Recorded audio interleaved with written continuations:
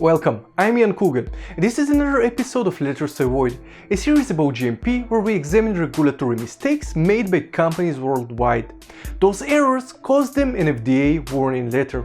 This is important that we learn from them. In this video I will talk about the difference in the classification of personal care products in Europe and the USA. I'll also address the importance of adequate controls of manufacturing processes for such products. European regulators consider products like sunscreen and toothpaste to be a cosmetic product. In the USA, however, FDA classifies those commodities as medicinal products. The FDA has a good reason for this. Such products, if not manufactured correctly, may cause long-term harm to consumers. On top of that, the consumers may become aware of the damage only after many years had passed. Here is an example. A manufacturer of a toothpaste doesn't get the formula right and it doesn't contain enough fluoride. This could lead to cavities and tooth decay, especially in children. This brings us to today's case study, taken from a warning letter sent to Dental Cosmetic GmbH in January 2020. The company's facilities are located in Dresden, Germany, and they manufacture dental care products. They boast of being IFS HPC certified. It is a standard for quality processes for manufacturing of household and personal care products.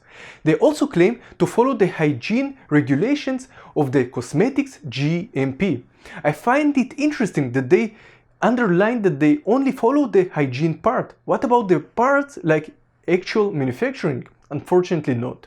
The FDA has established that the company has inadequate control of manufacturing processes. For their process validation, they manufactured only one batch. After being satisfied with it, they released it to the market with a joint decision between R&D and QA. A program to monitor the stability of the process is not existent. The FDA noticed that the company deviates from its manufacturing procedures freely to get passing results in the lab. When they have deviations during quality control, they modify processes on the go until they get a result that conforms to their parameters. Do they investigate the issue and perform a root cause analysis? That would be a hard no. The company's statement was, due to the variability, the production process cannot be validated in general. Instead, all relevant parameters are controlled by measurements. I wonder how complicated the toothpaste production process is if they claim that it cannot be validated. Is it harder than producing insulin from a living cell in a bioreactor? I strongly disagree.